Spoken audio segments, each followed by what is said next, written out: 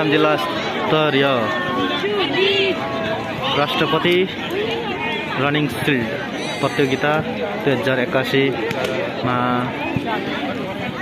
अहिले यहाँ छात्रतर्फ कबड्डी प्रतियोगिता भइरहेछ। कबड्डी प्रतियोगितामा माङसेबुङ र चुलाचुली गाउँपालिकाहरूको कबड्डी प्रोग्राम भइरहेछ, प्रतियोगिता भइरहेछ। अहिले चाहिँ टसको प्रोसेसमा छ। ए फाकफुङथुङ हो? ए एउटै जर्सी जस्तो लाग्यो त। ए जर्सी एउटै भएर मलाई मिसअन्डरस्ट्यान्डिङ भयो। यो चाहिँ फाकफुङथुङ होइन?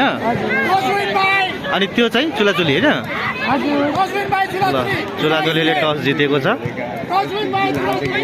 र फाकफुङथुङले टस हारेको छ। तिनीहरूले कोट रोजेको छ।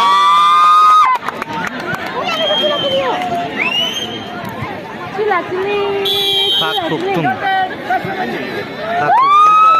चुलाचुली चाहिँ अब छिरेको छ।